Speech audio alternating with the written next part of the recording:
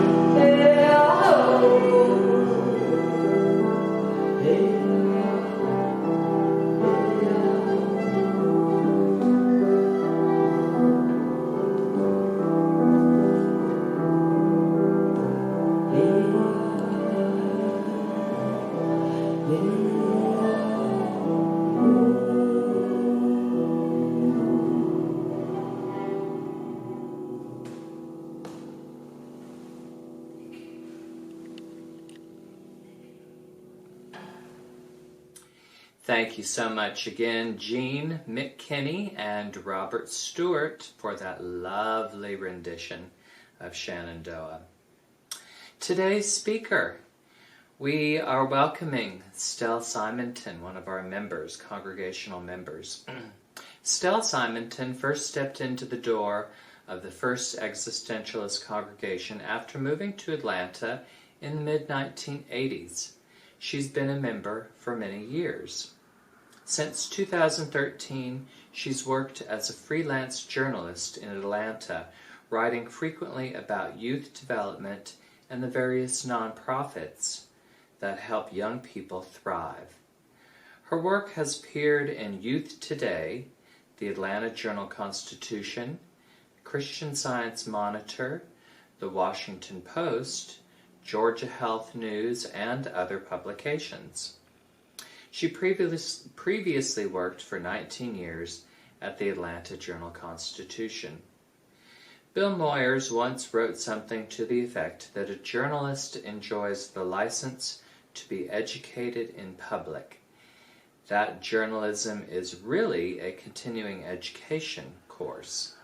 It's a free pass to ask questions. To Stell, the process of questioning can involve a delightful skepticism, sometimes an adolescent in-your-face approach, but it also encourages a reflectiveness that can come from walking in someone else's shoes. Since she is turning 65 this year, she's reflecting on old age, particularly what Carl Jung has to say about the second half of life. Hence, the topic of today's presentation, Getting Wiser with Age. Stell lives with her husband, Wade Marbaugh, in Atlanta. Their two daughters, Anna Simonton and Olivia Simonton, were raised in the First Existentialist Congregation. Please join me in welcoming Stell Simonton. Good morning. Before I start, I want to observe something about this moment. Tomorrow is Labor Day, and Tuesday is Rosh Hashanah. Labor Day is always a time to reflect on the work that we do, and as well the work of others that contributes to our own ease and well-being, and it's a time to honor it. And Rosh Hashanah is about the turning over of the old year into the new, and a look at things that we've not done so well, and looking at a way to do better. All of which fits just fine with what I'm going to talk about, because I'm going to talk about oldness, aging, which always does include looking at the work of a lifetime. But oldness is also about moving into something new. At least that's what I'm going to argue. I'm about to turn 65. Recently I was talking with a friend who was turning 60 and who was expressing apprehension. And she was having a party. She had asked some friends to, instead of gifts, to each write a line of advice to her. And some of the advice she got was things like, always remember to stretch in the morning before you get out of bed. And that's useful, but I thought something more was warranted. About a year or two ago, I was talking with another friend who was looking ahead to getting older. She was fearing isolation, loss of health, and she was already feeling somewhat invisible to younger people. And while I've certainly had moments when I think of the future and death and feel fear, I realized my approach to aging was a little bit different. In many ways, it feels like an adventure. My mother may be something of a role model for me in that when I was growing up, she was completely immersed in taking care of my older sister, who was profoundly mentally retarded. That's what we said then. Now we call it intellectually disabled. My mother had to do intense caretaking for my sister because my sister couldn't talk. She just required round-the-clock care, basically. Finally, when she was 15, my parents made the difficult decision to put her in an institution. And then it was only a couple of years later, that my father was diagnosed with cancer, which he had for about 4 years before his death. And in the last year of his life, my mother was once again intensely involved in taking care of him. But after he died, after his death, my mother stepped into a new era in her life, when she was free from caretaking. And she flowered. She got a credit card in her own name for the first time. This was in the late 1970s. She had been she had trouble doing that because she had no credit in her own name, only in her married name. Then she began to spend a lot of time with her friends, playing cards, socializing, traveling. So it was a vision for me of how people can expand in their older years. And I realized that I have this idea that old people get wise. I know that there's no fool like an old fool, but I still had this belief that wisdom can come with aging.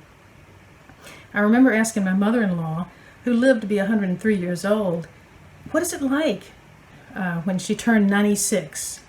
And I asked my aunt something similar. What's it like to be 93? And I never got a very good answer, because how can you answer a question like that? But I kept wondering. Not too long ago, or actually maybe a year ago, I was at a party with Lanny Peters, who is someone I know, who used to be the minister at Oakhurst Baptist Church. And I spoke to him about the painting class I was taking, which I began to take after leaving my job at a newspaper and becoming a freelance writer and having more flexible time. I had never thought I had any ability in visual art, in creating visual art, but I took Ashley Davis's painting class and found that I could indeed paint. In response, Lanny said something like, well, that's what people do in the second half of life. They turn to their shadow. And what he was referring to is the shadow self of those things that we never thought were our talents or our abilities, and we just put them aside at an early point in our life. But the shadow also means those other things that we have put aside because we think they're bad impulses, bad feelings, and we're socialized not to be that way, when we're growing up. Don't do this, don't do that. Those things are not really acceptable. So those impulses are also part of what we call the shadow. But I was still confused. Why do older people turn to a part of themselves that they have pushed away, that we all have pushed away? Then I came across a book by Richard Rohr, who happens to be a Franciscan priest who founded the Center for Action and Contemplation in Albuquerque. He wrote a book called Falling Upward, A Spirituality for the Two Halves of Life. He writes, there is much evidence on several levels that there are at least two major tasks to human life. The first is to build a strong container, or identity. The second is to find the contents that the container was meant to hold. I'm going to adjust this light. This is the idea that the task of early adulthood is about finding your work, both making a living and finding work that's meaningful and developing skill in that, whether it's a job or raising children or whatever your work is. It's also a time for looking for love, finding a partner, maybe having a family. And in all of these things, people are coming to define themselves, finding their place in the world, their identity. But sometimes around 40, the age of 40 or in your 40s, people have a disturbing realization that they've never really consulted themselves about what they really wanted to do in life. And this is where that phrase midlife crisis comes from.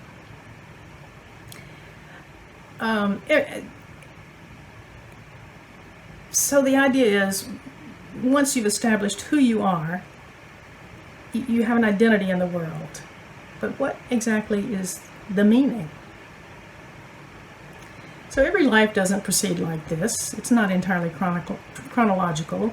Young people are also digging for meaning, but their primary tasks are more outwardly focused, and they're still shaping who they are. The question arises a little more strongly when you're a little bit closer to the end of your existence. Older people begin to look inward. A lot of these ideas come from Carl Jung, a psychologist who lived in the first half of the 20th century. Jung describes two aspects of the self, the conscious self and the deeper part of the psyche. The deeper part is a place where our feelings and motivations and even intuitions come from. We don't know this deeper self so well. Sometimes the conscious self and the deeper self are not too well, they're not communicating too well. They're not lined up too well. We may be at war with ourselves, in other words, with motivations and feelings that are at odds with what we consciously think we should be doing. Our conscious sense of self may, in fact, be limited. Sort of one example in my own life is procrastination. I wanted to prepare this presentation well ahead of time, consciously. I thought that was a good idea, right? But there was something in me that just didn't really want to do it. So those two parts of myself bumped up against each other, and consequently I'm recording this for you at the last minute. Sometimes the fight with oneself is more serious than procrastination. When we really feel stymied or stuck and we can't break out of old patterns. Addiction is one example of this kind of difficult struggle. The conflict, whether it's minor or serious, between the inner and outer self is about those selves not really knowing each other well enough. It's about the conscious self not being fully aware, or not being aware enough of the needs and motivations that are part of the rest of you. In the second half of life, when we turn to really examine meaning and we turn inward, that path of aging is the path of becoming more acquainted with the deeper self. And it's out of this turning that wisdom is possible. In a sense, it's about nurturing soul. In Carl Jung's thinking, we interact with our deeper self through reflection, through listening to dreams, through myths and stories and art, through psychotherapy, through religious and spiritual practices, through ritual, also through an attention to symbols and images that arise. And this certainly includes attention to our relationship with others and the larger world. The process of becoming wiser, of nurturing soul, becoming more whole, however you want to describe it, does involve coming to terms with the pushed away parts of ourselves.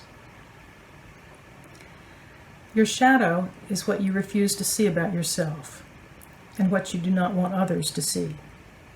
That's how Richard Rohr describes it.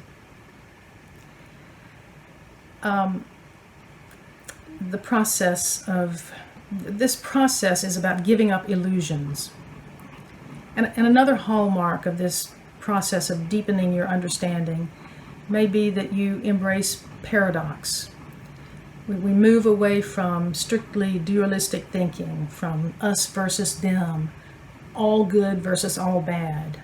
We move into a bigger picture view of things. And it may also be a moving from the early naivete we had, like the naivete of childhood innocence, into a second kind of naivete, a sense of wider acceptance, or maybe beginner mind, as the Buddhists would say. Richard Rohr writes, if you have forgiven yourself for being imperfect and failing, now you can do it for everybody else. So let me just repeat one thing. Wisdom is a potential of old age. It's certainly not a given. But how does this square with existentialism? Existentialism has a concept called authenticity. It basically means that that your actions line up with other parts of your beliefs, your values, your desires. There's a congruence there. And in existentialism, there's also the idea of inauthenticity, of giving in to certain social pressures that can lead you to act in less authentic ways. And this fits with the Jungian idea that our conscious self includes a persona that we've created in order to adapt to and to fit into the world. But we have to dig deeper to be in congruence, to be aligned with ourself. We move towards greater wholeness by integrating the shadow parts of ourself. Here's one more quote. Your second journey is all yours to walk or to avoid. My conviction, Richard Rohr says, is that some falling apart of the first journey is necessary for this to happen. So do not waste a moment of time lamenting poor parenting, lost job, failed relationship, physical handicap, gender identity, economic poverty, or even the tragedy of any kind of abuse. Pain is part of the deal. Now, I want to be clear, he's not saying at all that you don't have compassion for yourself, and he's certainly not saying that abuse is okay. But he is saying that it is from hardship that we can gain wisdom. And once again, wisdom is not a given. It comes from being able to step into seeing a bigger picture. Thomas More, who wrote a book called Care of the Soul, and in this sense, soul is not exactly in the Christian sense. It's more of a sense of the full self. Thomas More writes, aging is a challenge, not an automatic activity. You go through passages from one state to another. Faced with a challenge, you choose to live through the obstacle rather than avoid it. You make the decision to be in process and to participate actively. Often the process requires meeting up once again with your unvarnished youth. It may be time to let go of half-spoken realizations and covered-over reflections. Time to let it all be seen and forgiven and absorbed and laid to rest piece by piece. I want to end with two other ideas. One is that older and younger people really need each other. Contrary to a lot of ideas in the culture that invisibilize old people, we have something the culture really needs. We may be considered by some to be out of touch in this technologically driven society, this postmodern world, that what we know doesn't really pertain anymore. I don't believe that. The second thing is that the process of what Thomas More calls soul making, of what we can call gaining in wisdom, goes on to the very end. I came across a book by a Canadian social worker, Jean van Bronckhorst, who spent years working in hospice. She found that she often talked with people that she was working with in hospice about how they were doing physically. Because, there's a need to manage pain, there's a lot of focus on physical needs. But she had a harder time opening the conversation to a discussion of thoughts and feelings and that person's understanding of what was going on, what was happening to them. So in addition to asking things like how they slept the night before, she began asking them about their dreams. One man who was very frail and had only only days to live, had a dream about his wife who had died 20 years earlier. He and his wife, who had been a concert pianist, had had a contentious relationship. They'd separated several times during their marriage, and they probably had a lot of unresolved things. But he dreamed that she was playing a concert. It was a big concert hall. She was young and at the peak of her career and was playing music that was absolutely beautiful. The man was in the audience, and the whole audience was enthralled. At the end of the performance, he and the rest of the audience stood and yelled, "Bravo, bravo!" And he felt love and respect and admiration. As he recounted this dream, he was feeling those things again. In other words, it was an actual experience. So the author, the social worker, van Bronckhorst, to her, this was an example about how life goes on to the very end. That is, the search and the finding of meaning and greater understanding go on till the very end. Thank you. Thank you so much, Stell, for your words. Always wonderful to hear a new perspective. Please join us on Zoom immediately following today's broadcast for our meet and greet, where we will discuss the content of today's talk, as well as sharing personal joys, sorrows, and concerns. You may find the link to the Zoom meeting in the chat section of today's broadcast. Next week, we will be welcoming back the Reverend Marty Keller with her talk, Rest and Release as Acts of Revolution. So either join us on Zoom or come back next week at 11 a.m. Until we see you again, have a wonderful rest of your day. Have a great week. Thanks so much. Bye-bye.